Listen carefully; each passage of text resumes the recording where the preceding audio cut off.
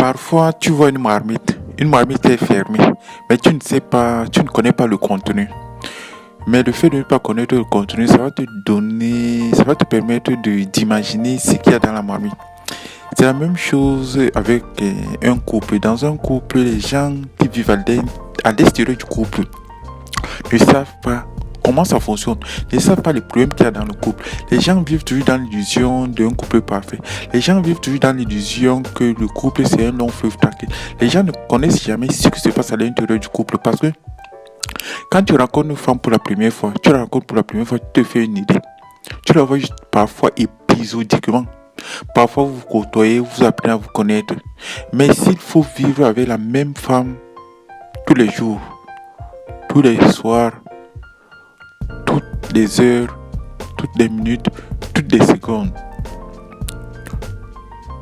toutes les semaines, tous les mois, tous les ans, tous les siècles, tu finis par voir toutes les facettes de sa personnalité. À un moment, quand tu te mets en couple avec une personne, tu ne la connais pas totalement. Tu connais juste les facettes de sa personnalité. Parfois, en vivant tous les jours avec la personne que tu vas voir ses vrais défauts. C'est à force de manger le manioc, à un moment tu as envie de manger des plantains mûrs. À force de manger le manioc, à un moment tu as envie de manger du riz. Ça veut donc dire que parfois on voit juste un couple, on voit juste l'aspect extérieur. Mais c'est en côtoyant ce couple, c'est en fréquentant ces personnes que à un moment tu finis par te rendre compte de la réalité de la relation. Parce que vivre tout seul, tout le monde peut vivre tout seul. Tout le monde peut se comporter comme un loup solitaire. Mais à partir du moment où tu vis avec une personne, tu es obligé de faire des concessions. Tu es obligé de t'accommoder, tu es obligé de t'adapter, tu es obligé de t'habituer à l'autre.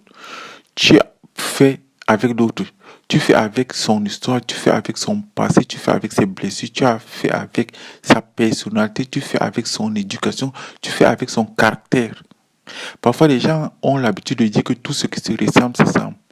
Est-ce qu'on peut réellement imaginer? Est-ce qu'on peut réellement supposer? Est-ce qu'on peut réellement admettre que le fait de prendre quelqu'un qui te ressemble, comme si c'était ton jumeau, c'est ça qui va rendre le couple fort et c'est ça qui va rendre le couple solide. Parfois, les gens parlent du couple comme s'ils parlaient de la littérature. Parfois, les gens parlent du couple comme s'ils parlaient de la légende urbaine. Parfois, les gens parlent du couple avec une certaine idéalisation de la relation. Alors qu'il faut bien connaître la personne avec qui tu vas choisir de faire entrer dans ta vie. Moi, je dis toujours que quand je vois une fille, c'est pas tant la fille qui m'intéresse. Moi, je veux toujours regarder la manière dont cette femme se comporte avec ses amis. La manière dont cette femme se comporte avec les hommes de sa famille. La manière dont cette femme se comporte avec son père. La manière dont cette femme se comporte avec son père. Avec sa mère. Quand je regarde cette femme, quand je regarde son père, je me pose la question, est-ce que dans 30, 40, 50 ans, je veux ressembler à cet homme-là?